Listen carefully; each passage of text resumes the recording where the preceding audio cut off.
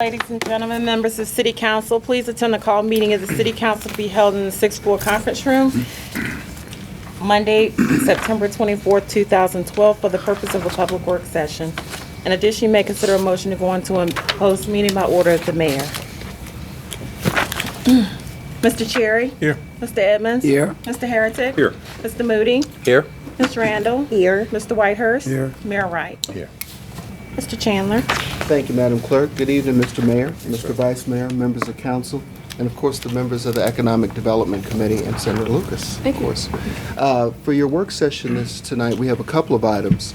And of course, with a familiar face, our State Senator, Senator Louise Lucas, is here to lead our first presentation relative to the subject matter of casino legislation. So without any further ado, Senator Lucas, welcome, and I know you'll introduce your team members as well. Thank you, Mr. Manager, Mr. Mayor, Vice Mayor, members of City Council, Mr. Manager, and your team. I've had bronchitis, and I still have some laryngitis. And so what I want to do is just introduce our task force. And then I'm just going to turn it over to Rick and let him go on and explain what we've been doing. And so with that, I want to start by introducing the fellow that you all know. He grew up in Craddock, and so this is Rick Hen, as you all know. And with us also is Rob. There's Rob Whitaker. Yes. And there's In the back here, Bob Lakeman. And this is a part of our task force, and I just want to turn it over to Rick and let him go and explain the 5 pieces of legislation that I have drafted, and I think you referred to them by name that's not a part of our title. And so I'll leave that to you to explain. Thank you. Thank you so much. My name's Rick Hen, Henn, and I come to you as a Portsmouth boy who actually grew up in Portsmouth and graduated from Portsmouth Catholic in the 60s. And I just finished my tenure as 29 years in economic development in the city of Norfolk. So that kind of lets you know a little bit that I'm used to talking to councils, but I have not talked to this council ever. So I thank you for taking time just to listen. Senator Lucas had called me right after my retirement and said, hey, you want to help your city? And yeah, I really do. I care a lot about this city and the people in it, and so does Senator Lucas. So we put together an alternative revenue generating task force. That's what we called ourselves. And we're looking for, because of caring about the citizens and the taxes in the future and the taxes now, you can't cut government for so much. You're going to have to find a way to do things. And economic development is one of them, and the other one is find alternative sources of revenue. And that's what I'm going to try to work with Senator Lucas on. Tomorrow, this is information purposes only. Senator Lucas is going to tomorrow hand in 5 different bills that for an alternative funding sources that, or one of them's called a Transportation Enhancement Act, the other's called Toll Relief Act, Toll Abatement Act, Transportation Enhancement, and Toll Abatement Act. And these bills are going to be put in, and since they affect Portsmouth in one way or the other, we wanted to come to Portsmouth first and let you know, so you don't hear it from Richmond. You hear it from Senator Lucas saying it is going to Richmond, and there's no major details on these right now. These are just bills being introduced.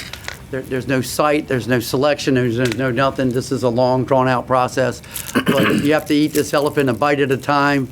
And we think the first bite is let's try this and see if this works, and if the state agrees on it and all, then we can proceed with that. But we will definitely keep your strong economic development department, which I have a lot of respect for, and this council and the city staff in the loop on every step of the way of the process.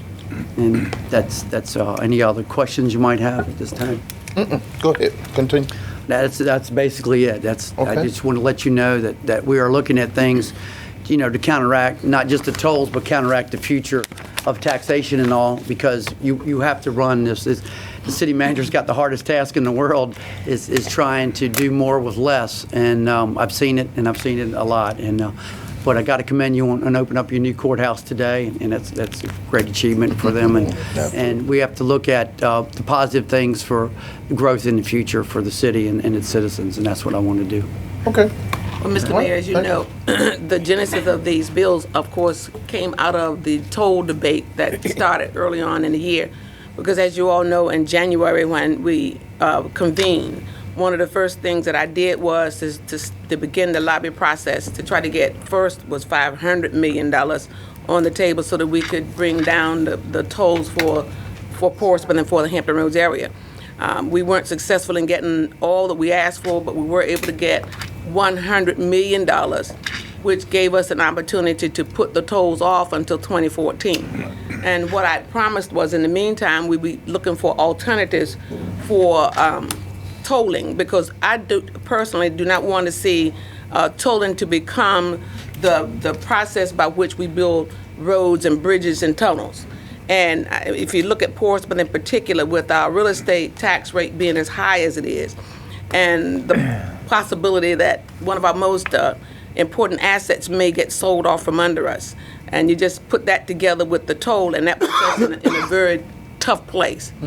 And so as I thought about what can we do to try to generate funds to go into the Commonwealth Transportation Lockbox, these bills obviously will produce some of the revenue that will help us with that, because for those of you who are not aware, 2016 there will be $0 in the transportation budget.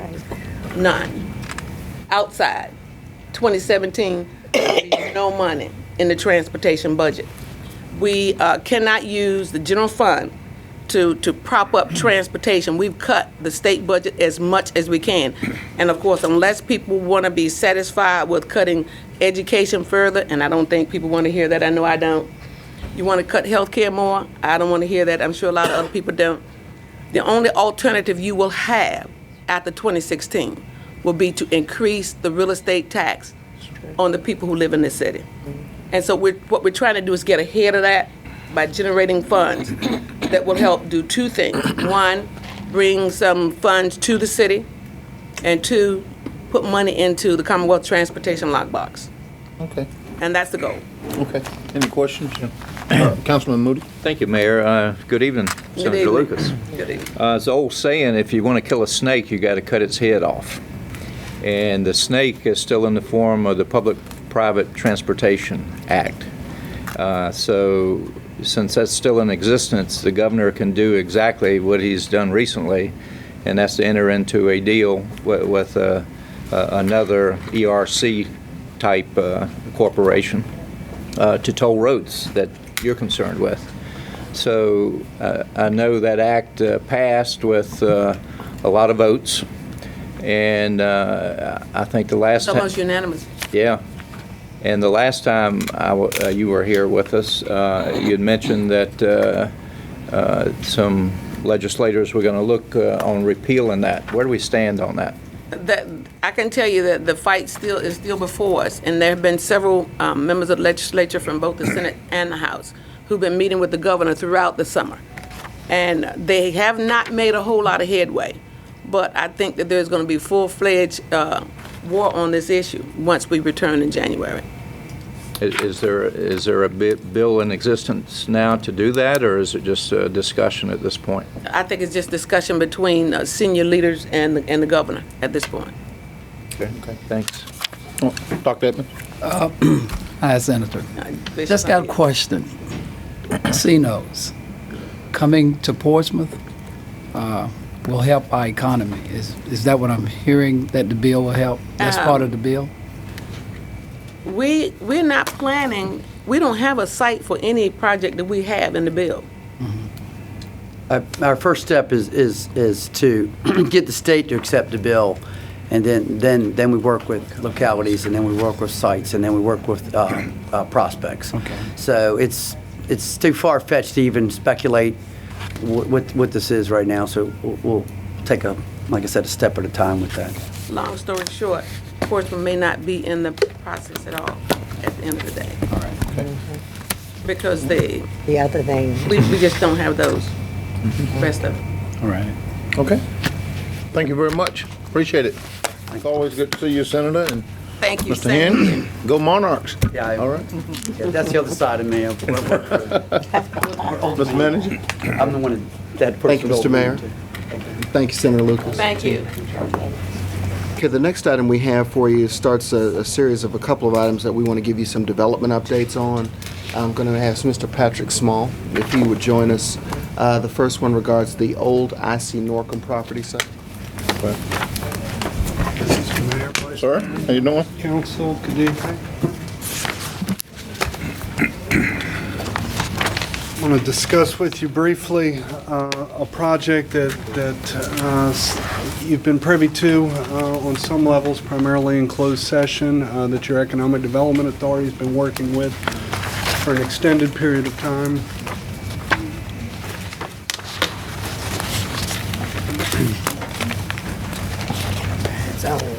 Thank you, Madam Clerk. And bring you some good news this evening. It's been 3 years, almost to the month, since you made economic development the city's top priority. Tonight we're going to share with you in public and your development partners 2 projects that we've been working diligently on. The first is the pending or potential sale of the IC Norcom property. Kroger Marketplace is represented here tonight by John Lucas. Some of you may have met John already. He's an associate development manager for Kroger. Tommy Drew, broker with SL Nussbaum, and another gentleman I'll introduce in a minute. Those 2 represent Kroger.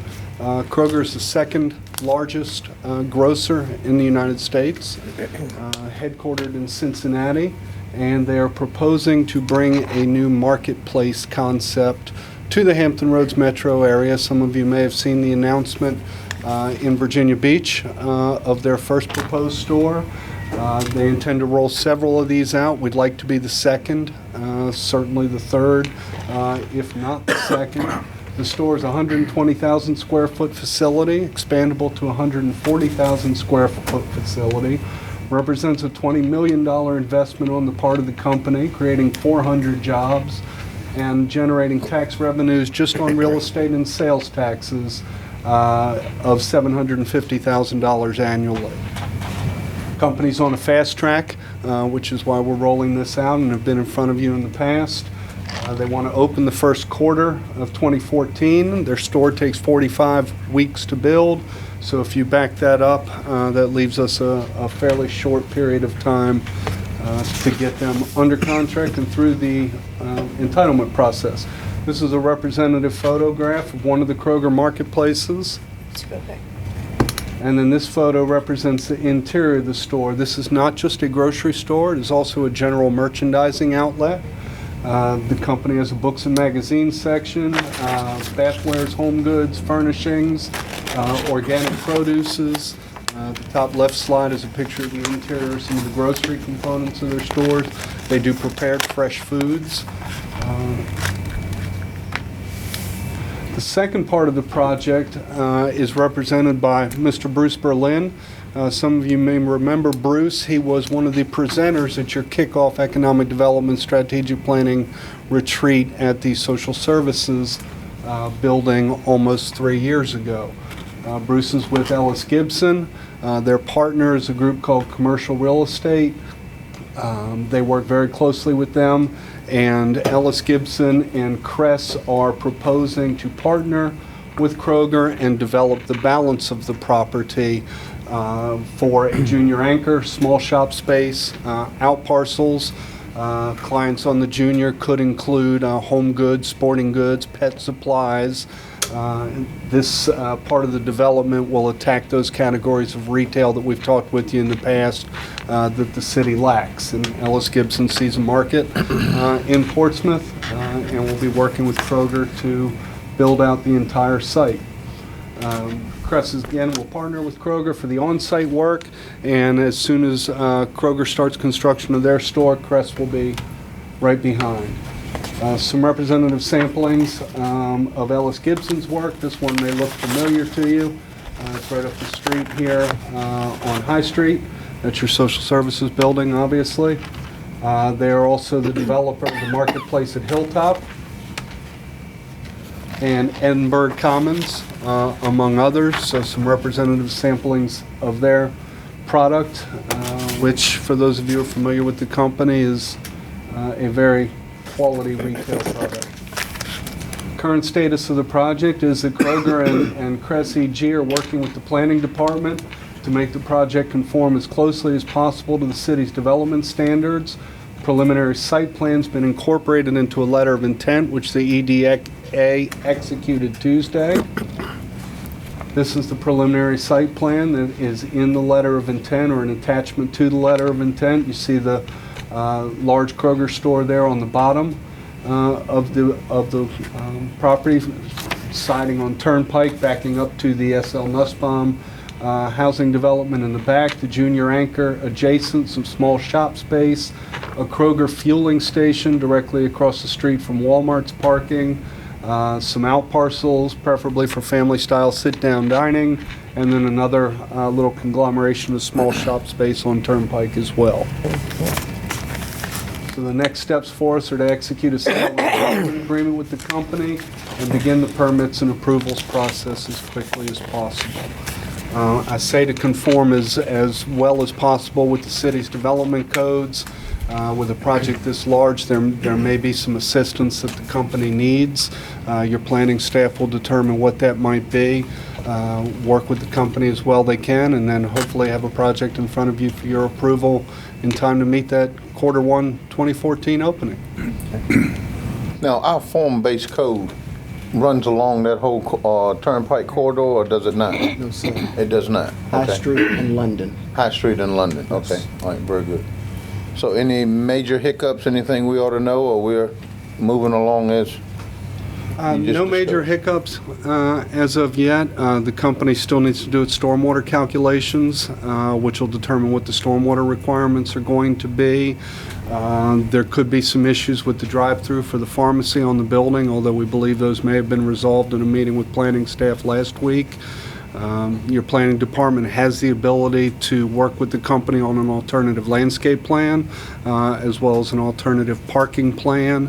Again, trying to meet the intent of the ordinance and get your project, again, that'll be beneficial to the city. I had a bullet up there. I don't think I mentioned it. In addition to Kroger's $20 million investment, the Ellis Gibson investment will be north of 10 and employ another couple of hundred individuals out of We're their looking at a sites. total of about 600 jobs there. Okay, all right, very good. Question, Mr. Moody? Thank you, Mayor. Patrick, the Kroger in Churchland, what's the latest on that? Will it also continue, hopefully? Hopefully.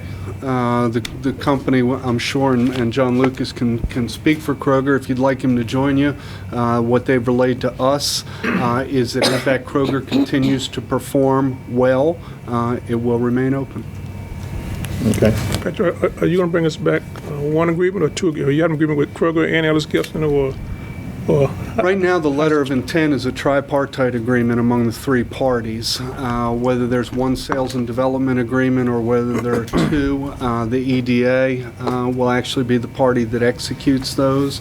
They will include the standard provisions that you'd expect, the repurchase clause, which is outlined in the letter of intent, some timelines, but essentially it should be a pretty straightforward agreement. okay? Very good. Another question? Thank you, sir. Okay. Very good. Good news? If there aren't any other questions on that one, we will keep with Mr. Small and move to the update on North Pier and Crawford Street development. Okay.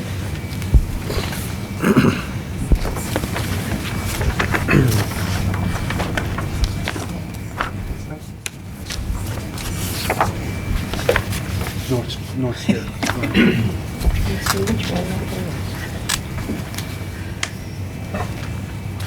I was pleased to hear the senator earlier make reference to the fact that, or actually Rick, to make mention of the fact that you can't expect economic development to solve all your revenue problems in the city. It's a rather tall order. The two developments we're talking about tonight certainly are going to generate a good number of jobs, significant investment, and good tax revenues. He also complimented your office. Did you pick up on that too? So I did. You know, put a plug in for my office between the North Pier, the IC Norcom property, the old Allied site at the base of the Jordan Bridge. we have contracted for almost every major undeveloped piece of property that your partner bodies hold on to. So to put in a plug for the future, That's I very think the EDA is looking forward to getting an agreement with you on the jail property, which has received a good bit of press, and looking forward to the challenge of finding somebody to come in and build that out for you as well. Very good. This project has been publicly acknowledged. It's the development of the North Pier and the Crawford Street properties. With us this evening in the back is Mr. Tim Faulkner, Chief Operating Officer of the Breeden Companies. The Breeden Company has 40 years of experience in real estate development. They specialize in residential, multifamily, commercial, and resort development. They construct, own, and operate their own projects, and over the past 50 years have developed 4,200 apartments, 1,700 homes, 2 million square feet of commercial office space, and 3 timeshare resort hotels. Another quality regional developer, just like Ellis Gibson is. Economic Development Authority has executed a contract with Breeden for the sale of the North Pier and the Crawford Street properties. Breeden will construct 124 units on the North Pier and 110 units on Crawford by contract. The contract purchase price is $3.125 million for those 2 properties, but it is tied to a per unit formula for the properties. On the North Pier, the company will pay the city $15,000 for every apartment it develops, and on Crawford Street, $11,500. So at the bottom, you see a number of $4,070,000. That is based on the current anticipated development of the North Pier at 297 units. Why are the units only 110 on the Crawford Street? I thought they were higher than that when we initially. Contractually, it's 110. Your codes actually require a few more than that. Breeden's still working through their site plans. The actual number really ultimately is going to be determined by planning commission and this body. The way we've structured the contract, we didn't believe that it was appropriate, and it's not, for EDA to actually presuppose the outcome of that process through the public process. So the contract has flexibility, which is why we've tied it back to the number of units. And your online, it has a purchase price of $2,960,000. If you look at the purchase agreement that you have online right now, in the agenda, it says 2.960. For both properties? Don't tell him that. No, I'm telling you because we need to fix it. Change it to 4.07? So, The 2 properties in question, we will, thank you, are the North Pier and the Desk Inc. Property. I think you're all familiar with them. On Breeden's website, and this is not approved by your planning commission yet, nor yourselves, but they have put a conceptual rendering, which they had a preliminary conversation with the planning department about. This is the Crawford Street property. It's a mid-rise multifamily development. And on the North Pier, a little bit more out-of-the-box, non-traditional development. This is, of course, mile marker 0 on the Intercoastal Waterway, and a property that has the ability to make a statement for the city of Portsmouth. Breeden obviously believes as well it has the ability to make a statement for them. The architecture is pretty interesting, I believe, and very attractive. The property, once the pier is reconstructed, will be parked underneath. So the units will be on top. There will be public access around the property, which is part of your downtown master plan. We do have some fairly significant challenges, as we've discussed with you in the past on this property, specifically the fact that the North Pier itself is shot. There's a hole in it from where a truck actually fell through the pier. We looked at a number of ways to redevelop this site. Came up with some initial cost estimates. We looked at everything from demolishing it and dredging the site to allow for the expansion of the marina, which was the least expensive cost at $3.5 million, all the way up to the redevelopment, as you saw in the earlier picture, which has a different cost associated with it. But in any event, in order to build on that piece of property or to get rid of that concrete slab, somebody has to spend a lot of money. The sale and development of the property are contingent on EDA reconstructing or providing the funds to reconstruct and stabilize that pier. And EDA does not have sufficient resources to do that. That will be the subject of the cooperation agreement in front of you tomorrow night and in your agenda packages. The solution to the problem, which is a $6.3 million problem, is that EDA will contribute the sales proceeds from the site towards the reconstruction of the pier, and then enter into an infrastructure development grant with the Breeden Company for the difference between the sales proceeds and the cost ceiling of $6.3 million. That cost ceiling will be a ceiling. It will be a fixed contractual number. If the actual cost exceeds that, the city is not liable for those excess costs. If it comes in below that, the city will share in those costs, and EDA in my office will retain an engineering firm to do construction administration for us as Breeden goes through the development process. Hey, if it exceeds that, what's Breeden's option? They have the option to walk away? I don't believe they do have an option to walk away. I mean, they're going to be into it I'm asking. If they're at 6.3 and the cost is climbing, I don't think Tim wants to jump up and address that question. I can certainly ask him after the meeting, but no, the cost is above that is to be borne by Breeden. I can be honest. I think in assessing that if it is, it's not going to be significant. We did our own cost analysis on this property, I think, which we shared with you previously, that came in at about $5.3 million. Our costs had 25% contingencies associated with them, significant amount of soft cost. Yeah, that number's changed a couple of times over the years, and if this drags out, it's going to change again. It's going to probably, that's one of the concern. My other question, well, go ahead and finish your presentation. I'll come back to it. The benefits of the project are that the development will add about 300 units, accommodating 425 residents in downtown.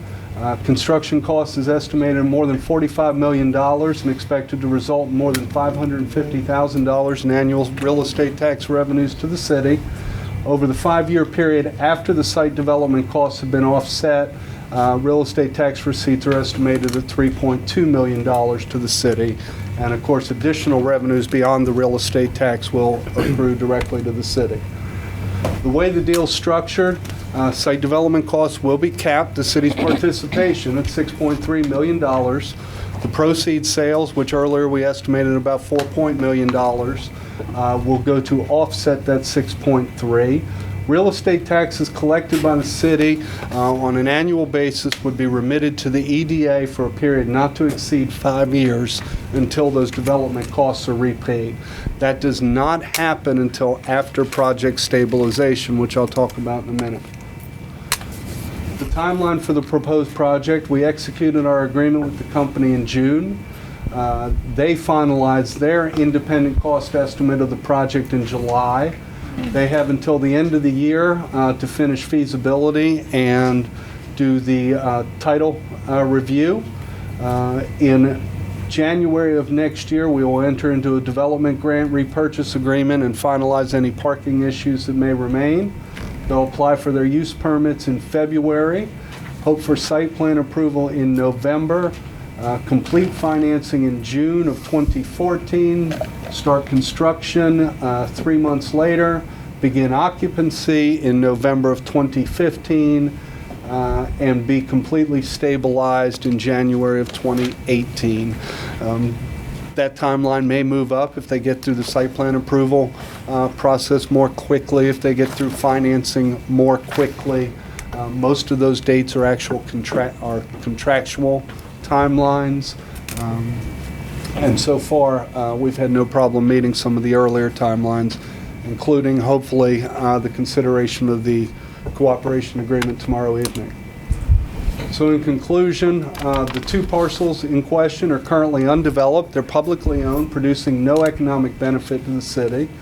The city's desire is to have them developed in accordance with your downtown master plan. The North Pier, as I mentioned, is structurally unsound and not usable without major investment. The investment in that will be offset by new real estate tax revenues, and all additional tax revenues and benefits accrue to the city immediately. And I don't know how many of you read the blogs on the pilot online, but I read them occasionally, and I know I some didn't of know the they kinds had of... one. Well, occasionally they're critical of projects like this, so I wanted to hit some talking points tonight to make sure that these get out there publicly and that you have them available to you to use. This development, both of these projects are Class A market rate units. We don't have the rents determined yet. Breeden will do that. I assure you they will maximize their rents. It's in their best interest. But this is not tax credit housing. It's not workforce housing. It's not low moderate income housing. It is Class A market rate multifamily developer or development. Immediately at closing, the developer begins paying taxes. As soon as they take ownership of the property, the assessment will either be reviewed or used what it is currently, and they will start writing the city checks for the real estate taxes. Currently, the city owns Crawford Street, North Pier owns EDA owns North Pier. You collect nothing. Those revenues do not get remitted to the EDA. Property proceeds are used to offset reconstruction. The balance of payments are made after the construction, after the project is completed. That is after stabilization. So if we go back to the timeline, stabilization is anticipated in 2018. That's when you begin realizing your full revenues. That is when you will start remitting the payments under the cooperation agreement to the EDA. All the revenues for the dirt, for the construction as it starts to come to the ground, out of the ground, up until that point are the cities. Right. So there's no partial payout. Now, what Breeden will use in the interim are the proceeds of the property sale as well as their own resources, which the EDA will then return in the form of that grant. Payments are a fraction of the revenues. Granted, they're a big fraction. They're the real estate tax portion, but they are not all of your proceeds. The individuals that live in these apartments will have cars, which will be taxed as personal property. They will spend money in your downtown. There will be other ancillary taxes associated with these multifamily units. Those do not get remitted to the EDA. Payments are made only after the revenues are received. This isn't money coming out of your general fund. They pay their taxes. You remit an amount somewhat less than that to the EDA, which then pays off its grant. Nobody's taxes in the city are subsidizing this project. All subsequent payments are new money. In fact, all of these payments are new money. You receive no revenues from these properties today. This is not a subsidy. It's an investment. No existing tax dollars are used. Okay, very good. Take the light up, and then we'll take questions in just a moment, Mr. Moody. Vice Mayor Whitehurst. You good? Okay, Mr. Moody. Thank you. Patrick, on the remittance, and I think you mentioned a 5-year payout, what percentage of occupancy is that model based on?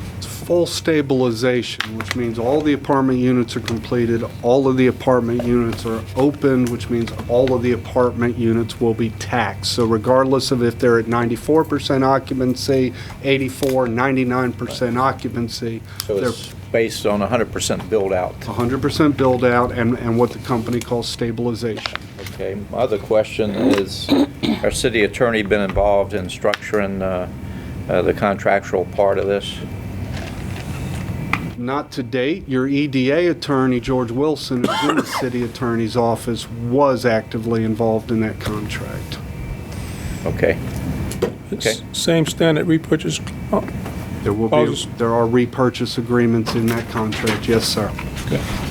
Those repurchase agreements extinguish once the company starts its construction. Yeah. Okay. Any other questions? All right.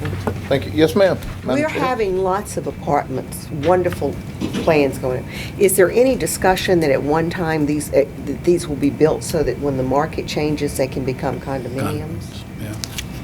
We had that with Oxford. That's a better question for Breeden, whether they're going to be condo convertible. Certainly, most apartment buildings can be condo converted. If anything, the property on the North Pier would be a prime candidate for that, but there's no requirement that they be built condo convertible. There's always going to be a rental market in downtown Portsmouth. I think and in the city generally. I think a lot of the fundamentals in the real estate market have changed too, as people become more mobile, less certain about their employment, the bank requirements for larger down payments. So many factors, the real estate market are driving people that didn't traditionally go into multifamily units into them, and it's a new lifestyle choice. And certainly in a downtown like this, where we've done a market study that suggests there's demand for it was at least 1,700 new multifamily units in your immediate downtown area, and there's no way to get them other than to go vertical with condominiums or apartments. These projects start to fill some of that need. And what are the price points? Pam's question reminded me of that. As high as Breeden can make them and fill them. Well, certainly they have some idea. I expect they do have some idea. That's not a contractual number, probably not one they finalized at the time period, but at this time period, but these projects are $45 million. They've got to make that money back somehow. If you... They will not be giveaways. All right, very good. Thank you. Any other questions? Okay, Mr. Chandler? Okay. Good job, Patrick. Thank you, sir. All right, full steam ahead. President. Full Hey, speed. All right, the next item we have is the Enterprise Zone Amendment, and we're going to recognize Ms. Mallory Kaler Okay. from our Economic Development Department.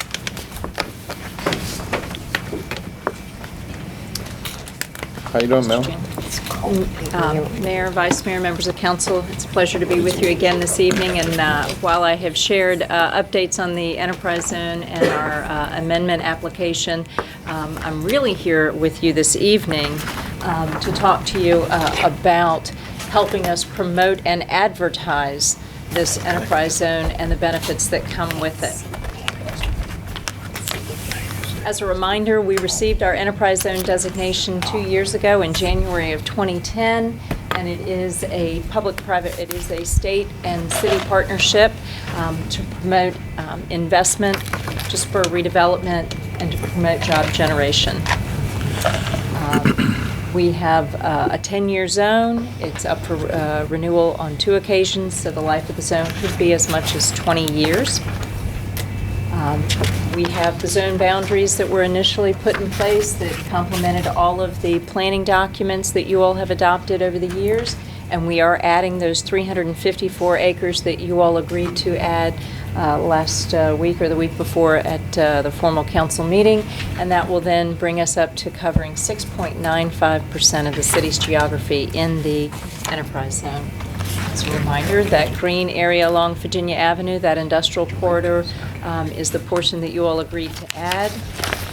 And the green area there along the Elmhurst Lane, Greenwood Industrial Park, and Airline Boulevard is the area in that area of the city that you all agreed to add to the zone. As a reminder, the incentives through the state and through the city for the program can be things such as grants, loans, rebates, exemptions, or programs or services designated just for business development, expansion, and real estate development. The state incentives that are part of the program include a real property investment grant. And in the 2 years that we've had this new zone, you can see where the state has funded over $23,000 last year and $184,000 the year before. And then the job grants for the last 2 years, you can see those numbers, close to $40,000 last year and nearly $60,000 the year before. In these 2 years, the General Assembly has funded over $300,000 in real property investment grant and job grants to Portsmouth businesses and to Portsmouth property owners for investing in your Enterprise Zone. That's state money that came to us. It's nothing out of the coffers of the city, and it goes directly to those businesses and those property owners that locate in the zone. And that's That's good. free money to us. Very good. On the local level, the local incentives that you all adopted and approved when we put the zone in place include the facade loan program through the Redevelopment and Housing Authority, which last year saved a borrower almost $3,000 based on the way that program is structured. On the real estate tax exemption program for the rehabilitation program through the city assessor's office has been a savings over the last 2 years to property owners within the zone who have invested to close to $200,000. And similar to the comments in the earlier presentation, these are new money. These are savings that and coming from investment and that we didn't have before. We're not giving anything away. This is a savings because of an investment that somebody has made. We do have some other local incentives. We have the development fee rebate program, the business personal property investment grant, and the machinery and tool investment grant, and the mixed use development grant. As you all are aware, you all have agreed to allow us to lower the minimum thresholds on that business personal property investment grant and the machinery and tool investment grant so that we can make those available to more companies. As a reminder, we had too stringent or too unrealistic expectations on the minimum thresholds for those. Just to share with you sort of the sales pitch to make in advertising the program for us and helping get the word out. The job grants from the state range from $500 to $800 per job. The investment grants for the real property investment grant can be as much as $200,000 on real estate investment, and those are the two zone state incentives. On that business personal property investment grant and the machinery and tool investment grant, that is a rebate or a grant that's equal to 50% of the net increase in that company's investment and new either business personal property tax or machinery and tool tax. And then the tax exemptions on the real estate investment through the rehab program, cost savings on facade loan programs, as well as rebates on development fees and application fees. And so with that, we're asking you all to help us promote those and to get the word out. We will be doing a workshop in conjunction with the state agency that runs the program, most likely the latter part of November here in Portsmouth, and we will be publicizing that. But in the meantime, we look to you all to help us promote the program. We will be updating our marketing brochure that covers the enterprise zone. Patrick and I have been talking about maybe printing it on the same paper that the Federal Reserve uses when they print their money and things like that, to sort of remind folks that this Just is as a reminder. Yes, yes, and All maybe right. put a watermark on there of dollar signs. So with that, if you'll just help us promote the program. Thank you very much. Good job, Mallory. Ms. Mendel? And if there was questions that you all may Okay. have. Yeah, we beat this one around.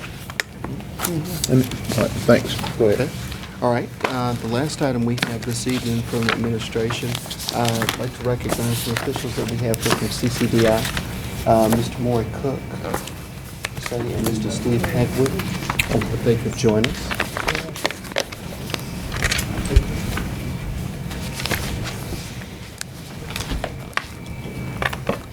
As those two gentlemen are being seated to join us, just wanted to touch base with council, of course, and have a chance to hear from the CCDI officials. At your last council meeting, I believe it was Councilman Moody, had made a motion more so that, with consensus, that CCDI be reinstated and work through that process or what have you. It's one of the chodos operating in the community. We've had a series of phone conversations over the last couple days, and staff's actually got a chance to meet today to talk a little bit more. I think there are a couple of things, and I just want to frame this up because I want to turn it over to Mr. Hagwood and Mr. Cook for anything that they would like to mention. But there are a couple of things in terms of that process. As I frame it up, I'd just simply say that in your certification process for a CHODO, it does require normally an application, and that gets into the ability of an entity to perform, and then you have the actual CHODO certification process. In some of the conversations that we've talked about already, it is a possibility that we may be looking to see if we can work with the current existing properties and fundings that we may currently have available. At least that's one of the pillars. There's another piece that Mr. Oaksman has mentioned before, and that'll be the piece of the taxes or the property taxes that have been owed before. I think Mr. Oaksman is opined and is prepared to mention again this evening for a refresher, what some of the parameters or limitations may be there. Ultimately, with CCDI's deadline that they're working towards of tomorrow, we wanted to have this conversation and actually get council's input to a certain degree, because if there's anything that we need to do that you may wish to consider, we'd like to be able to kind of work on the final homework arrangements and at least have something that you could consider tomorrow if you needed to take advantage of that opportunity. Okay, so I've kind of framed that up. And who should I recognize first? I know we have Chairman Mr. Cook. Mr. Cook, welcome. Thank you. I'm going to turn it over to Steve Hagwood. He's our new executive director. We'll bring you up to date. Thank you, Maury. In conversation, again, thank you for having us here this evening. In conversations that I have had with the city manager, CCDI has submitted a request based in part on the request of City Council 2 weeks ago to reinstate CCDI as one of the city's CHODOs. Also, the question was brought about at City Council at that point in time if there were some financial possibilities for CCDI. And so my staff and I have worked ever so hard to come up with these numbers and present to City Council. And we've come up with a figure of $124,187 that would make CCDI whole. This is in part based on CCDI not being funded for the home process in 2012. CCDI had received home allocations all the way up until 2011. However, we were not informed until we actually saw the city's action plan that we were not going to be funded. So we received no notice. At that time, the funding that we were actually getting as far as allocation was, I believe, about $143,000 was our last allocation. That included funds to actually access and acquire housing, and as well as some admin costs that was associated with that. This $124,000 will be invested back into the organization, which will allow us to do more housing and development throughout Hampton Roads. In the past, what funding that we've gotten has allowed us to do housing throughout the city of Portsmouth. 80% of our program was designed as a housing program back in 1990. 80% of the housing that we've done in Hampton Roads, that is Portsmouth, Newport News, and Norfolk, has been here in Portsmouth.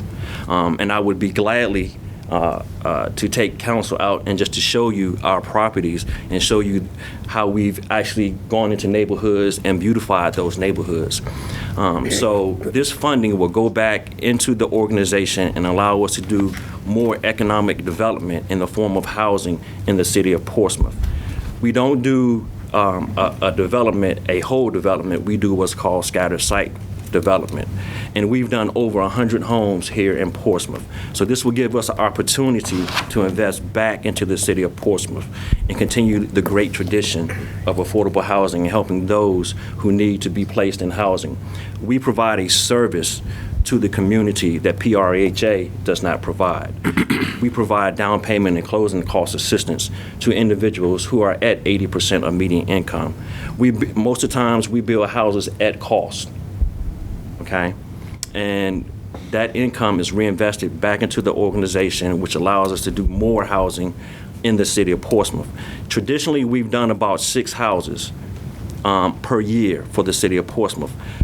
However, since we've been defunded, we have not done any. We still have 2 projects left to be done at this time.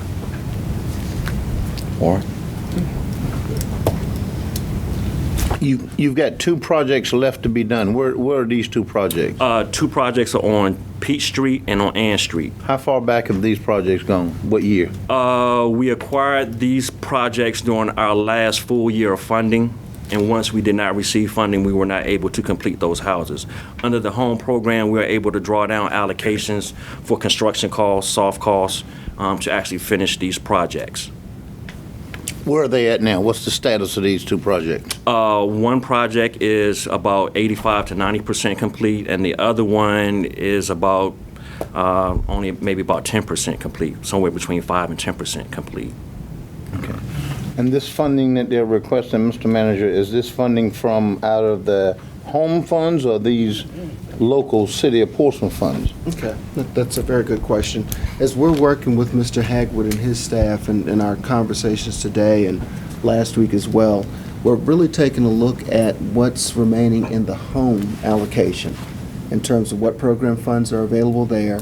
And what we'll work to do is the budget that Mr. Hagwood has mentioned of $124,000 or so, what we're going to look to do between this evening and tomorrow is be able to work through that for council and actually make application, if you will, of the funds that we do have available so we can actually show you what gaps are there in terms of what's already been allocated from the home funds.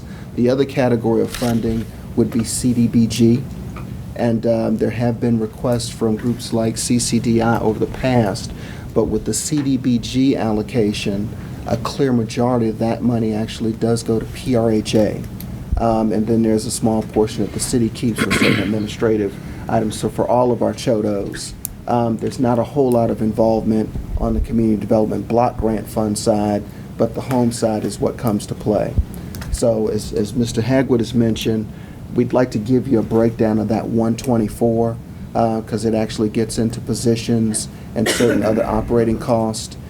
Be able to kind of walk you through tomorrow as to what's all entailed in that, so you can have a clear picture. I think the other piece that I'll mention too, and I'd like to yield to Mr. Oaksman, there's the other piece of the taxes. If I'm remembering the numbers, about 73,000 or so. Correct. 68 is past due. Thank you. Okay, so 68,000 from last year, and then the rest of that makes the 73 is the first quarter of payment from this year. So I know there've been some discussions about, the tax relief, or could there be tax amnesty on that? So I'd yield to Mr. Oaksman to just chat about that for a second. Before he starts that, the 124 that they're requesting, is that included the taxes, the back taxes that they owe? They're not? No. Does that include the $75,000 that we gave them in a grant? No. So this is additional money above what we've already given them? Correct. Okay. Yes. Go ahead. Yeah. I'll be covering ground that we have covered before. I think I briefed City Council about this when the question first came up, I'm going to say about 6 months or so ago. And I'll just restate what I stated at that time. CCDI, of course, does own various properties in the city from time to time, and those properties change as they acquire properties and sell properties, so it's not a fixed list. But they, at any given point in time, they do own several properties in the city. And the question that was presented 6 months or so ago that I think needs to be revisited again today is whether CCDI can be made totally tax exempt for all of from all real estate taxation in the city on all property that it may own. And the simple answer is no, it cannot. It's very questionable whether they would even qualify under state law for real estate tax exemption, but we don't really need to answer that question because your own city code prohibits you from granting that tax exemption. And I'll read to you from section 35-561B of the Portsmouth City Code, again duly enacted by City Council. In the interest of sound fiscal policy, no requests for tax exemption by designation shall be accepted or considered by City Council, nor shall any such request be granted administratively. The city assessor is authorized to recognize only those tax exemptions by designation granted by the General Assembly up until January 1st, 2003, which designations shall apply to existing and newly acquired property used for qualifying purposes. And it goes on to say that all requests for tax exemption shall be strictly construed with any doubt resolved against the grant of tax exemption. So what does that mean? Does that mean you can't do anything to help them out with taxes? No, it does not. If it is the wish of City Council to help them out with taxes, and that's a pure policy decision for you all to decide, then you can appropriate money. You find a source of funding, and you can appropriate money on a year-to-year basis to pay all or a part of their taxes based upon whatever criteria you set.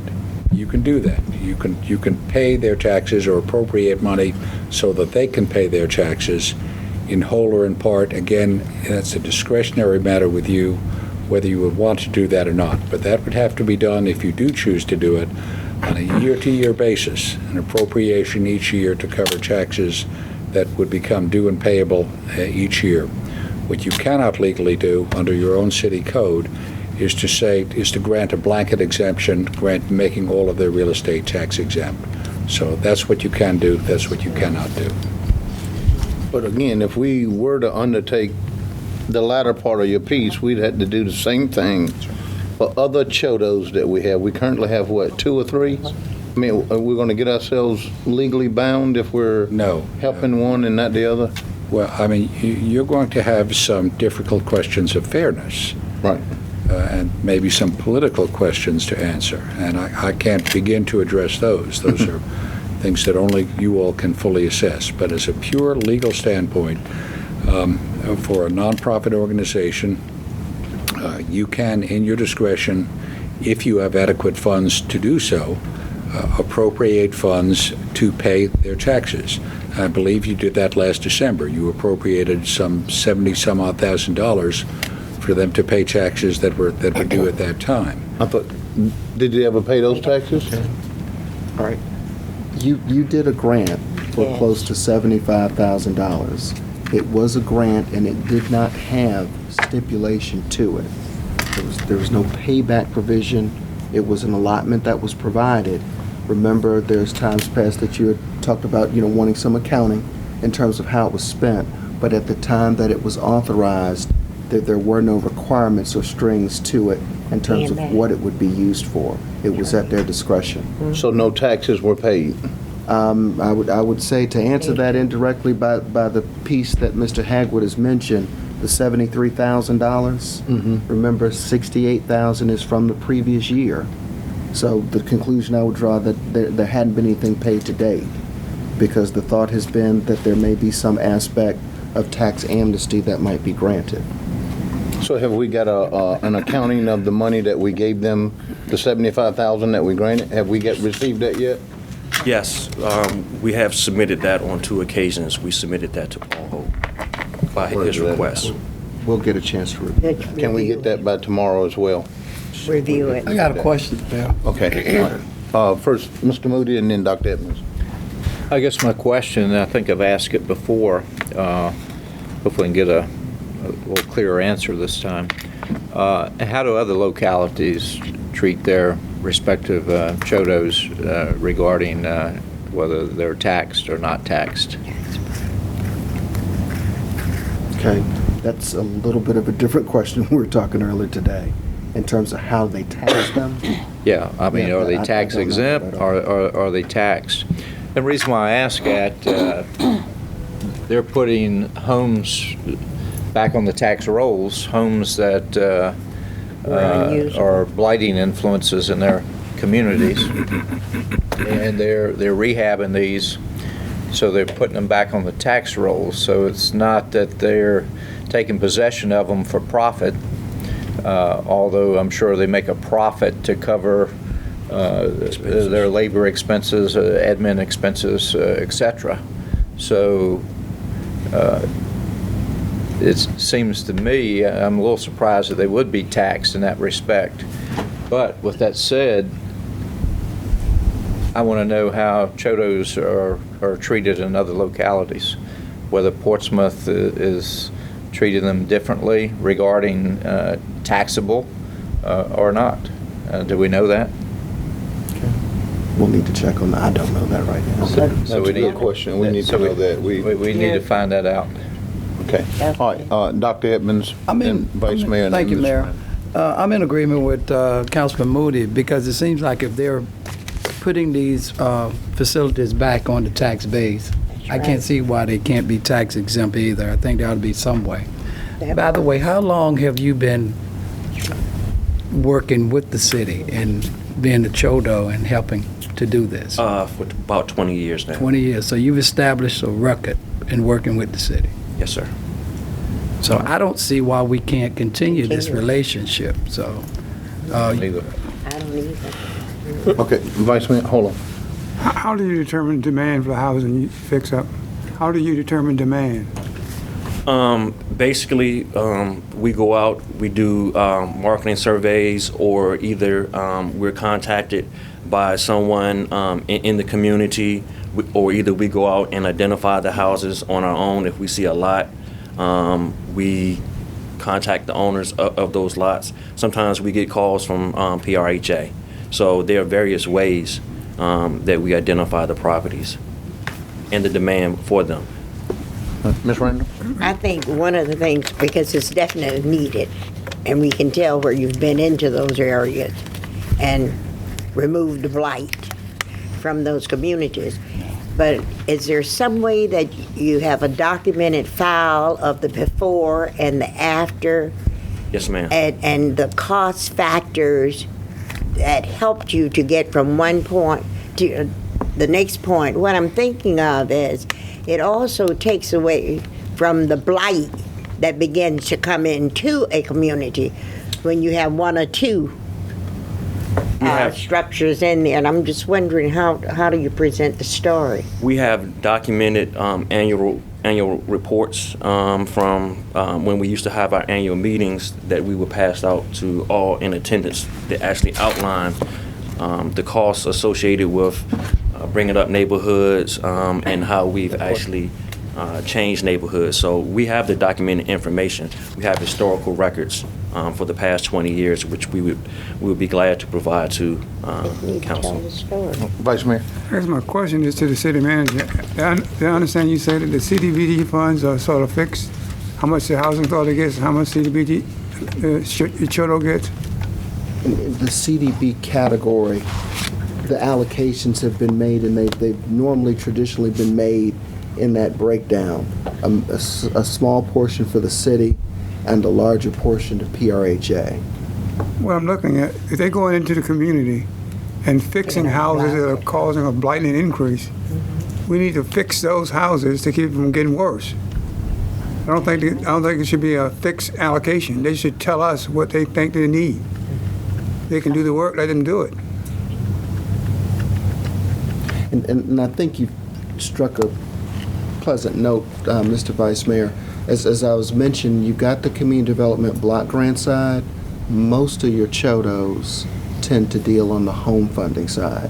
There have been some relationships with some funding that have gone to CHODOs in the past. So we can talk to you more about that. Yeah, I'm just saying, if there's one house that's causing a blighting influence, if we do nothing with it, it becomes 10 houses. It pulls the You next can fix one that 1 or 10 or whatever is in the community, it makes sense. Okay. And as we work through the consolidation plan, I think one of the things I'd also mention, or maybe reiterate, the focal point of tonight's conversation, as we're talking about bringing CCDI back or getting them started again, is not on new allocations in the current fiscal year. The focal point really is the current properties that Mr. Heckwood has mentioned, the 2 or 3 that we've talked about, and working with the funding to get that started. The bigger question will become when we go into budget year next year and we see what the allocation is from HUD for both CDBG and funding for home. And we know each year, I mean, we do get cut so much money, it kind of gets ratcheted back. But we can talk to you at that time in terms of how the current we can talk to you before that time about how the current allocations have been made this year. And I think that's going to be an important factor to know. So as you start thinking about this process in the next couple of months going into budget, you'll have a better idea of what you may want to see in terms of that disbursement. Yeah. Okay, Mr. Chair. Tomorrow, when you bring us back some numbers, what would be required of us to move forward with the process after tomorrow from council? And will we start that process tomorrow? A couple things, and I'll yield to Mr. Hagwood. I mean, one thing on the front portion of my plate is when we're able to bring this information back to you and detail it. The tax piece, at this point, we can get you information about other chodos. But remember, if the organization is reinstated, the tax issue is still the issue. You're either talking about a process where you're going to change your code and the time involved in doing that, or the possibility, as Mr. Oakson had mentioned, of some allocation to handle it. Because remember, if it's a year back and a quarter right now, 3 months from now, it's going to be an additional quarter. So that, I mean, for whatever I bring back, even if I bring you back options to consider, just kind of need to have somewhat of a feeling, or if you're just saying to me, just bring back options, Chandler, I'll probably bring back an option with that in it as well. I need to hear what it's going to be, what it's going to take for us to reinstate them. To make them whole, to move forward. A quick breakdown, I mean, and I don't have the numbers right now. And when does that process start? What do we have to do? Do we have to vote on it? Do we vote on it tomorrow? Do we vote on next? All those kind I of can things. answer that now. What I'm hoping for is that we would bring back to you, number one, a breakdown of the allocation request that they've made. The first question is for existing home funding that we have, how much of the existing home funding, whatever that may be, fills the gap or starts to encroach on the 124,000. Okay. And as you break down the 124,000, is it the full 124? Are there other options that might be, I don't want to say less than 124, but just break it down so you can see what it is. And I'll give you one example. I know we've talked a little bit earlier. One of the positions, and there's a position in the 124 that was part of CCDI's last request for funding, was a new position, okay? So it's a position that hadn't been held before, and it would be funding for a brand new position. So there would be a question in getting the organization started up as part of the 124. Are you going with all the positions that are requested, or is there, some hybrid in there? So again, we'll look to talk more with them about that. But bottom line, again, for the 124, what home funding do we currently have that you can put towards that, whatever that bottom line number is? That would be one. What the tax situation would be, if we're talking about making an allocation of funding there. Process-wise, if we brought that to you and it was something that you'd want to act on, we would form it up that it could be taken as an item submitted by council. So you would be able to amend your agenda, go through that process, and bring it on and be able to entertain it. If there are any other monies, like the tax piece, if you all make a decision where you want to do something like that, or a portion of that, or whatever, we know that would be general fund dollars. So we would be talking about taking an allocation or something like that from the general fund for your consideration.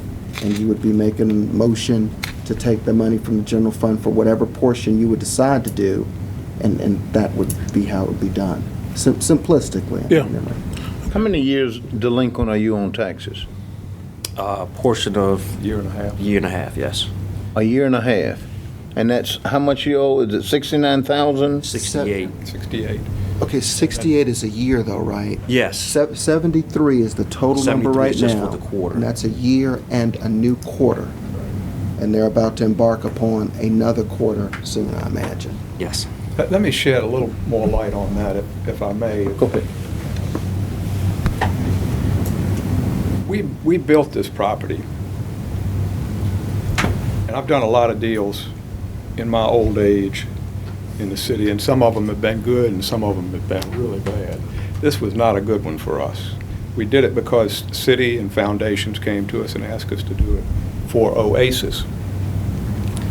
We had no business doing it. We had some capital at the time, and we agreed to do it after we got late calls because there was a HUD grant available.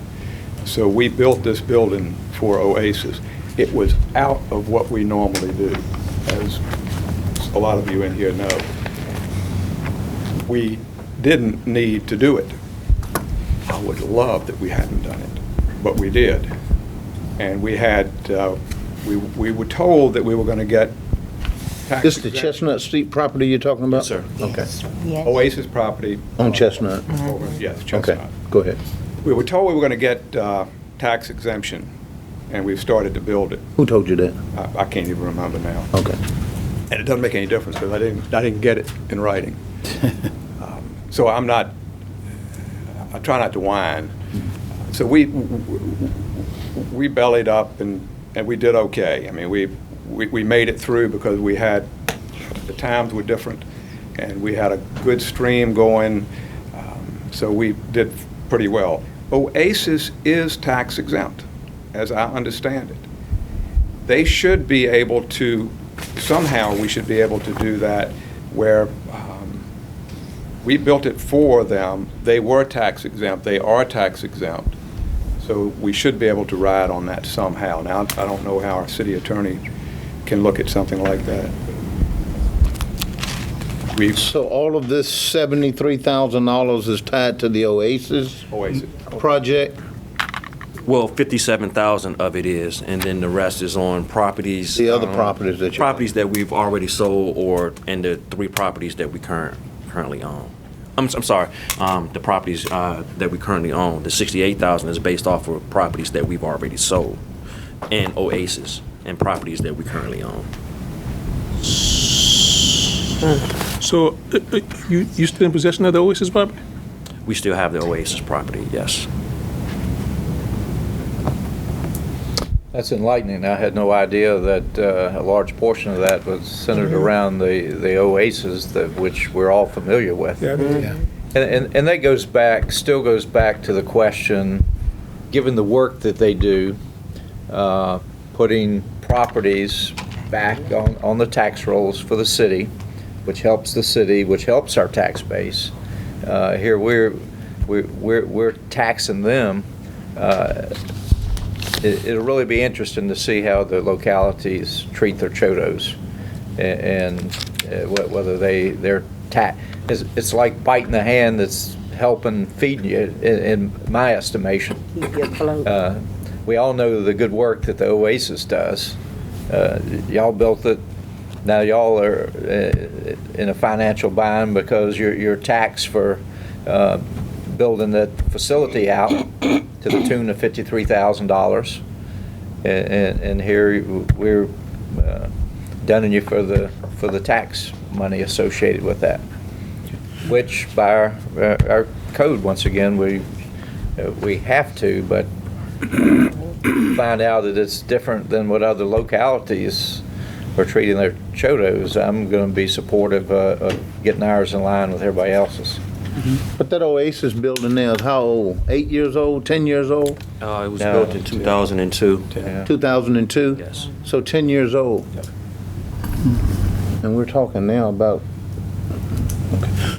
Let me ask you, you do not operate for a profit, you're a non-profit. Correct.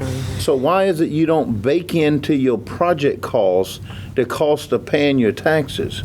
I mean, he's bringing up an issue which I could support going forward, but you've been operating all of this time and you have not done a financial model that would include paying that. We did that model going into it. So why aren't the taxes paid? We did it with tax exemption. And we paid the taxes all those years. But how do you... We did it with tax exemption in mind. Yeah, but if that's not the law and that's not the code, you just can't make a model I know of what you like to do. You got to follow the guidelines. Okay. And the $75,000 that we gave you early on, what did you do with that? That was for business retention. We had other costs associated at that time. What does that mean, business retention? That was a term that you guys defined it as. Right. What did you do with the money? Where did it go? We paid salary, we paid rent, we had other costs associated with keeping our doors open at that point in time. And I think you'll have, if you don't already have it, you should have a list of... We need to get that. Bring that. We need that tomorrow for sure. Yes, sir. But, okay. Now, I guess the other overarching issue for me is if we were to take all of this, as Dr. Edmonds said, make you whole now, what assurance do we have that you can sustain yourself and be able to do the good work you've been doing without getting in this mess again? I mean, you can't, in my view, keep coming back to the city asking us to give you taxpayers' money. I don't think that's the issue at all. Now, Okay, tell me what it is then. we've been doing it for 22 years. Okay. We didn't get into trouble until 3 years ago. We were basically cut off over a year ago. When you get... On the federal funds you're talking about, right? Yes. On the home funds, No, on correct. home, yes. On the home funds. But that came from the city. We were cut off at that point. Now, you awarded us, this council awarded us $73,000. Within 2 months, we were cut off. We should not have been cut off. Now, you know that story. Do you know that story? I mean, why are you cut off? I don't understand. You're talking about the federal guidelines that fall under the home and the CDGB. There was, correct. We were cut off from home funding, which we had submitted our application to continue to do homes, to rehabilitate and to construct homes in 2012. Okay. This allegation came down, or when we got cut off, it came down in 2011.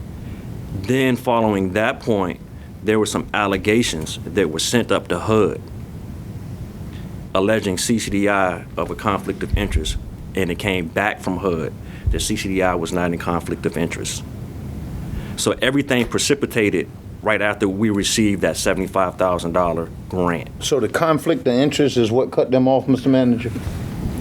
From a staff perspective, and not to try to cut across what Mr. Hagwood is saying, there are certain findings on the properties. HUD does an annual audit, and based on the findings that they have, they're communicating to the city. The city is the ultimate entity. For any funding that's dispersed from the federal government to the city, we are responsible for whatever happens to that money. If it goes to the CHOTO or any CHOTO in that relationship, if there's something that the CHOTO does not do, the city is still the responsible entity. In the audits that have come back from HUD, I guess it was last year, and I know they've recently done another one, there are certain findings. Those findings are things that need a corrective action plan. At the time, and you probably might remember as we were going through the budget process, staff had recommended not funding this particular CHOTO because we hadn't gotten sufficient responses to the findings at that time based on the HUD audit.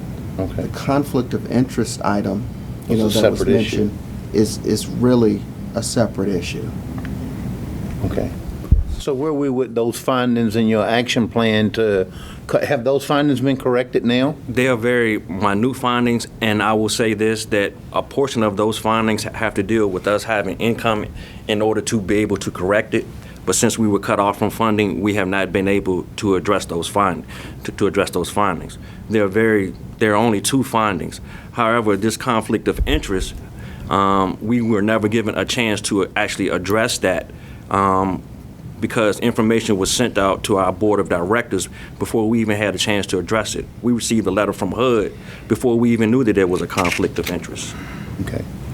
But the other findings here, that's what I guess. Those findings, once we're able to become whole, we will be able to correct those. And there are only maybe 2 or 3 findings. And they're minor, you're saying? They're very minor. Okay. Keep in mind, in all of our dealings with HUD and all of our audits, we have yet to have any major findings in the 20 years that we've been audited, none whatsoever. They've been very small, maybe doing something with the HUD 1 or deed of trust, something of that nature. Okay. Vice Mayor? I'm thinking about beyond tomorrow. Can you give us an idea what number of houses in your community you could probably purchase and rehab? Right now, our goal is to only, over until June 30th, we'll be working on 2 houses, which are houses that are already in our inventory. Moving forward, after starting July 1, CCDI would be able to do maybe 2 to 3 houses. That's because, number one, A year. a year. A year. On the fiscal year. Traditionally, we've been able to do 6, but based on our market study and the demand of housing, we actually had cut back in our proposed plan and it's here in the city's action plan to do 2 houses. So we will still be on target with meeting those projections of doing 2 to 3 houses per year. So going forward, you want to do that now. To the funding piece and what's available in the federal money, is there enough to be able, I mean, how do you do that mathematical model with what's available and how you operate your business? Because if I'm missing something, it sounds like you're operating your business out of his pocket, which is the home administrator, and there's no in between. I mean, most businesses have a line or something to operate, and as these things transpire, they just transpire to catch up or get out in front. But that doesn't sound like that's there. So if he doesn't give you something tomorrow, you're in jeopardy of going out of business. Well, that's not. Is it that dire? It's our. I mean, because you can't run a business that way. Yeah, it's pretty dire. So what's to keep us and I guess you need to tell us the available funding. If there's not enough available funding to sustain what you're doing, are we filling up one hole and getting ready to dig another one? What's the cause of stabilizing? May I? Yes, sir. No. You make my heart beat. Okay. You make my heart beat really fast. Because I believe everybody in this, most of the people in this room know, this is not something that has chased us for 22 years. We have been doing this for 22 years. This has chased us for 3 years. Okay. 3 years. I've talked about it in front of council. I've talked about it in writing. I've talked with each one of you. This isn't anything new. This is 3 years old. This is a mean-spirited action against us. It's mean-spirited. We can call it any number of things that we want. Racially based, class-based, I don't care what we call it. It's mean-spirited. We have documentation that you may want to take a look at once you get us straight. 2 inches of documentation that show a thread of what's happened with this. It's nothing new for our city. I believe that it has plagued our city, certainly in my 68 years. And if we allow it, it will continue to plague our city. What I'm asking is to make this organization whole, then let's come back, get somebody like, I'm not sure who it would be, Tony Small-Brumbry, and look at the documentation that we have with a small group of people. And also, Mr. Mayor, if I may, to back up what you just asked, the go-between. CCDI does have a go-between. With us being a nonprofit, we do apply for grants. However, if we don't have the money on the books when we go apply for the grants, no one is going to give us the grants. And a good portion of that funding of our income came from the city of Portsmouth. So if we were getting $280,000 in home income from the city of Portsmouth, which we were at one point in time, and we have always worked within the budget restrictions allotted to us by the city of Portsmouth. However, if we are cut off altogether, then I cannot go out and apply for grants. No one wants to give grants to an organization that has no income. So I guess I'm glad I make your heart beat. I wanted to beat while we're in this meeting at least. My concern though, and please hear me out, is if there are federal dollars that you qualify for and making you whole or getting you back online so you can access those federal dollars is one thing. But if we're tapping into taxpayers' dollars to fill this gap, I'm concerned for several reasons. One, we don't have that kind of money to be doing that. Two, we've got to justify a return on our investment to our taxpayers of what it is you're going to be doing to be able to justify those dollars. I mean, it's two or threefold questions. So that's why I'm asking if you can sustain your business without what we're doing because you're doing other things, that's one thing, but it doesn't sound like it. And then if you're accessing federal funds, that's why I asked him the question of what federal funds and what amounts are available, because if that's all you're operating your business on, and if there's not enough there, then we're going to be back at this table. We've operated the business for 22 years, 22 years, and we've done a good job with it. 3 years have been rough. The reason for that is mean-spiritedness, again, and I'm going to say that over and over again. We can go forward from here without any problem.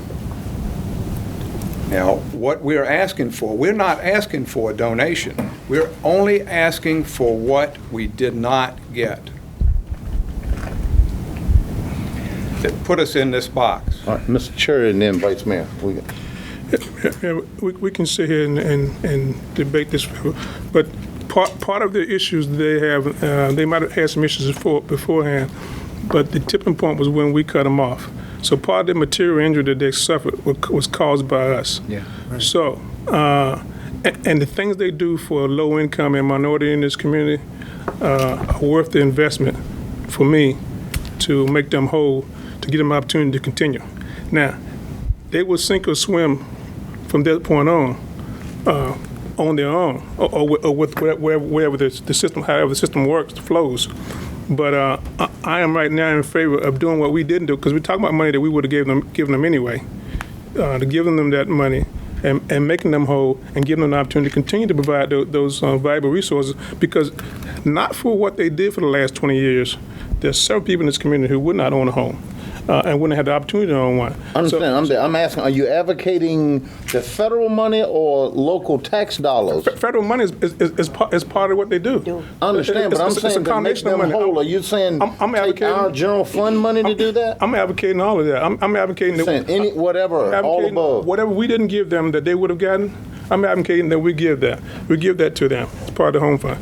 Now, some of that money is passed through money, if I'm correct, Mr. Manager, from federal government to the city to them. Right? So I'm advocating all that. That's some of it or all of it? I mean, how much of our general fund money is going There's a combination of that.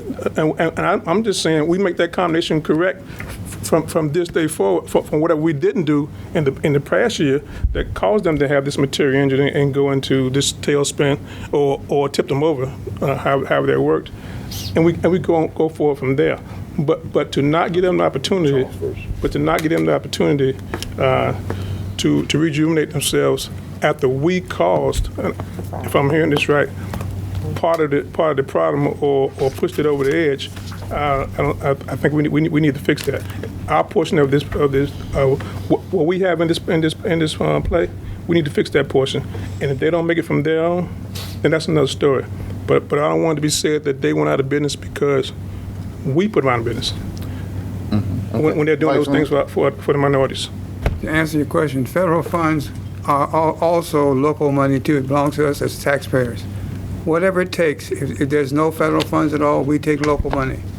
What I'm saying is there's a savings, there's a value, what they do going in the community and stabilizing the community. You need to understand that. If they give us 3 houses, we can make them do 4. If that's within their capability, we ought to do that. Because it's putting houses back on the tax rolls. Understand, he just said you can't do, your model is what, 2 or 3 going forward? I said that, Mayor. I'm saying if he could do 4. Okay, don't overload his plate. I mean, I think that's where he is now. We can do up to, historically, we've done 6 a year. Right. 6 a year. It's just that based on what the city has as far as home funds, we've only submitted, our goal in our last submission was to do 2 homes because we didn't want to overload that budget and take up all of that money. Okay, so you can revamp your organization to the 2 or 3 homes a year and be able to. And we always have. Okay, yes, Mr. Moody. Keep in mind too. Let him. Go ahead. I'm sorry. Well, I think it's still important to note that they didn't get in this situation because of bad management. No. They got in this situation because the city cut their funds off, and they were no longer a CHODO. No differently than a homeowner losing their job and trying to go get a loan to buy a new car. Yeah. You're not going to be able to do that. I think that's a good analogy, the position that we put them Mr. on. Manager, you're looking. The other thing I'm going to ask, we keep saying, Mayor, you keep saying our money. I guess, as Vice Mayor said, all tax money, whether it's federal or local, is taxpayers' money. But what portion of this home funding is passed through to them? We're really starting to get into the regulations now. I believe about 15% is the minimum amount that you could make available to CHODOs. You could elect to do more. Remember, you've got other CHODOs that you've funded. And if I may segue just a little bit. Now, is that the other CHODOs that we funded, is this a new development since they've been in existence? Yeah, I'm not going to profess to be the agent of the law and regulation. I've gotten into it a whole lot more in the last couple of weeks, but not to that degree to pop answers off like that. Okay, you can get back with us with that. Yes, sir. Yes, sir. Okay. The thing I wanted to mention, though, and again, I just want to stress, we will look to work with them to bring this information back. I'm always leery. I know I'm in an advisory capacity to this council and the agent of the council, but let us bring that information back, because in one instance, and I'm just going to mention an example in this, the salary piece of the home funding, I believe, is what some of the historical agreements have dealt with. If there's a cost for things like rent, and I'll just use that as one example, if there's a cost for whatever the rent cost is for their office operations or what have you, that may not have been included in the funding and would not have been included in prior years. So as you get ready and we work with them to kind of come back and itemize and talk to you all tomorrow about how these things break down, I just need you all to be in the best position to be able to hear it in terms of you arriving at what is whole. Because in certain instances, again, the 124, in all fairness, there's a new position that has never been funded before that's part of that 124, okay? So even if you were talking about holistic funding for salaries, there is a new position that would be in this request that you have never funded or dealt with before. But what is that new position?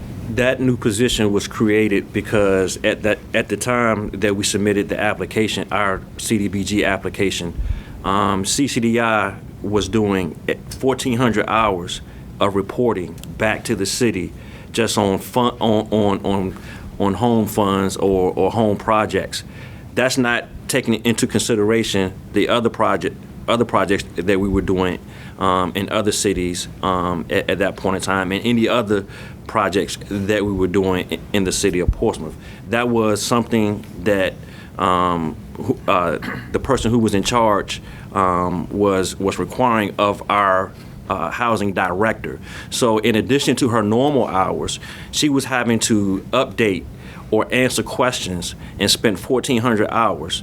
So we decided to create a position that would assist her, and she's no longer there. And part of the request, as Mr. Manager mentioned earlier, was to get that position reestablished as well. So we presented a position to assist our housing director so that person could be a liaison between CCDI and the city of Portsmouth for home projects. Salary Position. No, but what is the salary? It was 31,000, actually $39,000. 31,000 of it being salary and 8,100 fringe. So this person was only doing, you making these reports to all the cities you work with, or this person was just going to be making reports to Portsmouth? This person was just going to be doing it for Portsmouth based on requests from city employees, and we have documentation that actually showed that we spent 1,400 hours just to provide documentation and information without results. So you didn't have to do that for the other cities? No. Okay. Now, is this 1,400, is this just all occurred over the last 3 years, since we hit this rut, or Just 2010. just 2000? No, that was 2011. 2011. So prior to that, you weren't getting all of these No. demands that file these reports? No. So if those demands go away, that position can go away? Yes.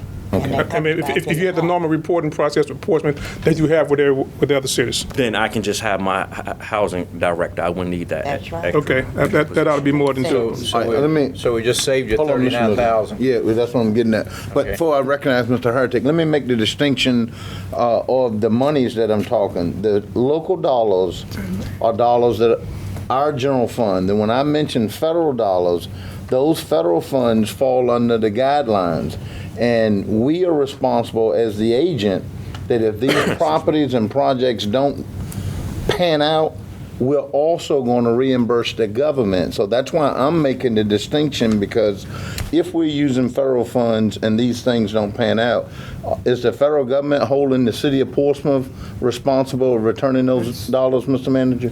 Okay, if it should get to that point, in terms of a HUD audit, a great deal or magnitude of non-compliance, it could ultimately get there. In a conversation that I had with HUD officials last Friday, they had mentioned that the working relationship with the city and its chodos is pretty decent. Good, okay.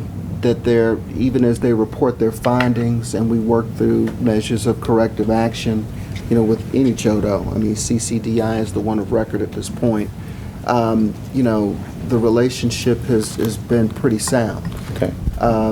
So, of course, they can't sit there on the phone and tell you, we'll never, ever have an audit where we'll have that finding, but they did mention in so many words, it hasn't gotten or nowhere near being climactic in such a way that we would be dealing with those types of situations. Okay. Mr. Hurtick, hold it, Bill. Go ahead. You want to get back to me? Yeah, I'm getting back to you. So, I was going to say, listening to all this, I mean, I know some of the history, and I've really been a supporter of CCDI for a good many years. You do good work. I think, but what concerns me most of all is that when I hear these numbers floated around the table, nobody's doing the math and adding them up. They want $124,000 in new money. We gave them $75,000 in a grant last year to help right the ship, I thought. They still have $68,000 in taxes with another tax quarter coming on in 2 weeks. My math is that's $267,000 upside down. We're not talking about a little bit of change. We're talking about $250,000 here. So I think before we go spending a lot of money, we got to figure out what it is we've done here and what are we going to do, because if all this $250,000 out of taxpayers' pockets does is float this boat for another day, I need some hope that there's another side to this. That's a lot of money. Well, they hold on, Mr. Whitehurst. They ran the ship properly for 20 years. Up comes some problems with us as a city, creating a havoc for them. They do good work in the community. They can sustain themselves. Just here where the city's requiring them to do things they're not doing anyplace else. Need a person to do that. I'm hearing enough. I think we need to fix the problem. We need to also ask the question, the other chodos, how many houses are they doing a year? Give us the whole picture. You're talking about in Portsmouth? In Portsmouth. Okay, you've got one chodo, and that is Southeast Development Corporation, that is certified. I don't know that they've made any draw at this point for any properties in Portsmouth. The other chodo that is nearing certification or wrapping up the certification completion process, I believe is Habitat for Humanity. So they don't have a track record in Portsmouth. No, they've just been certified this past year. I think we've done enough to them to make it right. We need to make sure we use the money properly, but we need to make sure that we don't repeat what was done for the last 3 years. Okay. Ms. Moody? The Vice Mayor's question is what I was going to ask. We're a pretty small city, and I'm hearing we got a chodo that we've had a relationship with for 20 years, and we're getting ready to bring 2 more on. I guess my question is, what are our funding plans for them? Are we paying 3 people to do the job that a long-term partner could be doing? And how much money do we have budgeted for these other two? Okay. Couple things. Number one, of course, you get your drawdown in terms of your allotment for CDBG and home. Okay? And that's been declining over the years, each year from the federal government. All right. In terms of certification, you've got a couple of pieces. You've got an application process that any entity would go through. The application process gets into the financial workings or ability to be able to take on projects, do jobs, the staffing. Do you have the adequate staffing to do the jobs that you say you're going to do? That's one portion of the application piece. If you're functional and you go through the application piece successfully, then you would go to the CHOTO certification piece. And then there's a laundry list of things that are involved in that process. It really is at the discretion of the locality in terms of how much funding you would provide to a given CHOTO. It really gets down more so to that formula in terms of what is their ability to perform. One of the things Mr. Hagwood had shared with us earlier today is I know they do some work in Newport News. Newport News has gone to more of a system where it's maybe one house per, is it CHOTO? Correct. Okay, so they have a process now where, and help me They out start here. you out with one house, Okay. and then they move forward with allowing you to get 2 or 3 more based on your performance. CCDI has had a track record with the city of Newport News since 2006. So they start everybody out at one house, but and then you can move forward with getting 2 or 3 based on your performance. Well, my question still is, what monies have we given to these 2 potential CHOTOs? And if we haven't given anything, what are we planning to give them? And we have a CHOTO over here, so we're going to be paying 3 people to do the job that one could do? Two things. That's a great question. Thank you, Ms. Newton. Couple things I'd mention just quickly. Remember, the CHOTOs that we're talking about now, we're talking about funding allocations in the current fiscal year. All right, so these CHOTOs did the application piece, they did the certification piece.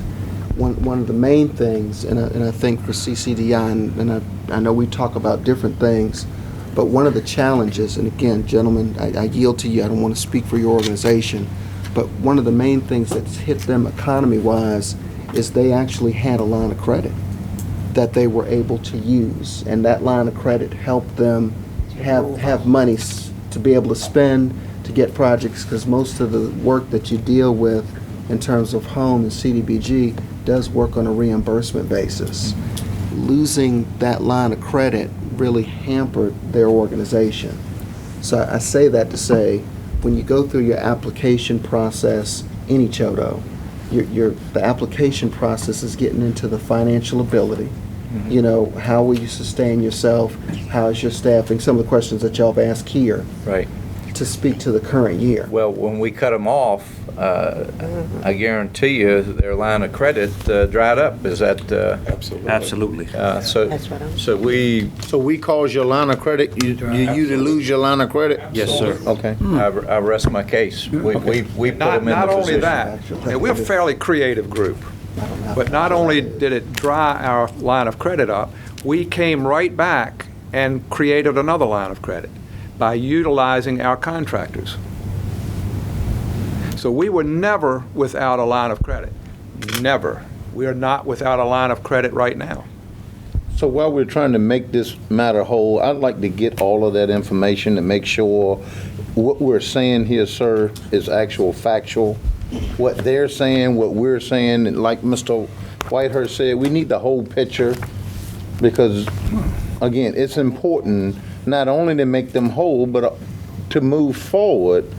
Are we going to be able to do that with CCDI or any other CHOTO? Because, again, our interest here is to make sure that the work you've been doing and other CHOTOs do is to service our people, not to get hung up on you, Habitat for Humanity, or anyone else. We're looking for someone that will come in our community and do what you have done successfully over the years. And so if you can continue that model, fine. I mean, I'm more interested in what the service we can provide for our folks, but I'm more interested now in your model and how you're running your business, and if we're not getting ready to jump into the same thing. That's why I'm asking the questions, and the whole federal piece is, if you're not successful and if you can't do this, how do we get someone else to pick up what they can't do? What parts of that are the federal government going to require the city of Portsmouth to reimburse if they don't do it? I mean, am I making sense to you? You're making sense, Mayor. The thing that I'd mention as I frame this up this evening, because I think we're kind of moving in a couple of different directions right now. The questions are good, but remember the focal point was on the existing properties they have and making them whole there. So just the 2009 properties, these two? Let's just say existing properties. I don't want to put a year on it. Okay. But from funding back to FY11 for existing properties that they have, that's the focal point of tonight's conversation, and hopefully that you're looking to what does it take to make them whole from that perspective. Okay, let me stop you one quick. Is that y'all's interpretation, just getting back online to do what you got on hand, not going forward? Or do you want to go forward? No, our intention is to go forward. But in the immediate future is, since all home funding has been allocated, or total funding has been allocated for this fiscal year, our main goal was to do these two properties, then get to the 13-14 fiscal year and move forward and apply for funding there as well, so that we can do the 3 and 4 houses per years.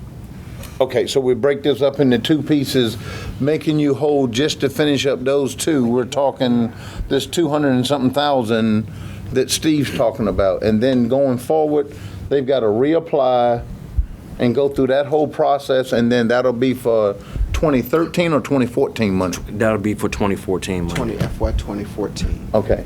And the level of, you are confident that you can meet that whole application process from financial and all of that, or have you been damaged in such a way that you won't qualify? Or do you know that answer? We still have our state certification, so that's not a problem. We have the capacity, myself and my staff, to actually write those grants. We've done it for 20 plus years. I've actually done it for the past 10 years, so I have no doubt that we'll be able to get that done. Okay, let me get Vice Mayor first. Go ahead, sir. You don't cut me off. Okay. Promise. But thank you. There's another wrinkle we can smooth out. The Housing Authority has a idea. They can go into a community, we're not talking low income, talking market base, acquire a house, rehab it, put it on the market and sell it for market price. We could go in partnership with them and generate a source of revenue for all these projects. I brought this to you some time ago, you weren't listening, but the Housing Authority can go into any community, not restricted by low income. Purchase a house or acquire it in some way, fix it up, and we could split the profit in some kind of way. That's doable. I think we're trying to play games. The city did something to the Chodo. It damaged them. We need to fix it. We need to figure out how to do it in the future, but this is one way we can do it. Get with the Housing Authority, have them go to Glen Sheila, Churston, whatever, and find a house that needs to be rehabbed, purchase a house or grant it, however you get it, fix it up, sell it, market price. And what, take the proceeds and give it? Whatever you want to do, yes, you can use these proceeds to do that. They're willing to do that. The Housing Authority is The willing? Housing Authority, and they can do it, do a great job. I think that's something that we would need to bring back to our meetings and for the board to discuss. All right, Mr. Moody. Well, before the train gets too far down the track, and make sure this is on it's going. the manager's to-do list, since obviously we've had trouble maintaining a relationship with one Chodo, I want somebody, when they come back to council, to explain why we need 3 of them. You know, we're having trouble with one. I certainly don't want 3. We'd be in a heck of a fix. Right. So if you can put that on the to-do list, Mr. Manager, and come back with that, that would be enlightening, to say the least. What is it that we're coming back with? Well, why do we need 3 Chodos when we have trouble accounting for one? See what I mean? if you got something that's giving you trouble, you don't want two other somethings. So you certainly can't manage those. When you open up your process, anybody who wants to make application makes application. Well, I can understand the application process, but doesn't mean we have to give them money. Suppose you had two entities that made application and successfully or unsuccessfully didn't make it. You may not have any, and you are required to have at least one. But we got one here that's certified. Yeah, I'm not arguing that point, so I just answered the question. You know, Okay. you can have others. We can't deny them and say you can't apply and No, be certified. that's not up to us. Right. But it is up to us if we're going to give a allocation of money to them. But again, and you're on point, based on the application and the CHOTA certification for the ability of that particular entity and how much work they can do versus how much work you have. Yeah. Okay. And if you don't have a CHOTO, you won't get the federal funds. That's right. Correct? That's right. Okay. All right, let's break, any other conversation, questions, comments? One more quick comment. One quick, yes, sir. Quick comment. Yes, sir. Mr. Heretic made a nice point. Righting a ship or throwing good money after bad. And we keep clouding this issue. And I don't have problems with taking responsibility for anything that I do that doesn't work. This is not one of them. We're still talking about 3 years' worth of mean spirit. I'm going to say it over and over and over again. 3 years of mean spirit. Whatever you want to call it, it was there. We did not experience this problem for 17 years. 17 years.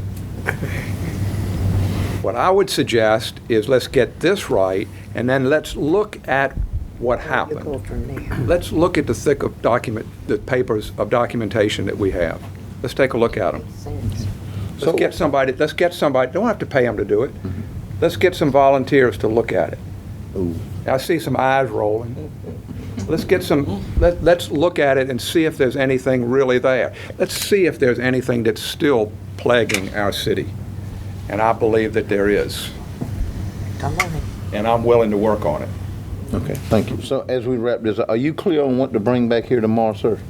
I mean, because, again, I would contend that I would bring back what I articulated at first. Okay, can you do that one more again? Sure. Okay. Sure. To take a look at the request for $124,000, determine what funding is still available in terms of home funding that fills some of the gap, and then what other funding may be needed, and give you a walkthrough in terms of what the request is. Because again, as I mentioned, we used the one example of rent. That probably would have been one that the funding, if it were only used for salaries, it wouldn't have been used for rent anyway. And if you're asking to pay part of the money for rent, I just need to make sure that when you all consider the holistic factor, that you know all of what's in it. I'm not an advocate to tell you pay rent or not pay rent. Okay. Just saying, I need you to make sure that you know what the whole deal is. Right. So that when you give it a thumbs up, Right. we won't be at the table later saying And you I didn't know. tell me this. Right. Also, the accounting for the money that we gave them. They say they gave us that also we need that tomorrow as well. Tomorrow. Okay, yeah. One And, last question, Yes, sir, Mayor. Dr. Evans. Just want to ask Ms. Haggard, the $124,000 will get you back in the game? Yes, sir. It will get us back in the game. Okay. All right, thank y'all very much. Thank you. Okay, what's next? That's We got all night. Oh, are we done? Okay, we're done? Okay, motion to adjourn? You got that? Yes, sir. So, all right, thank y'all. Appreciate it. Have a good night. That was good. Thank you, Bishop.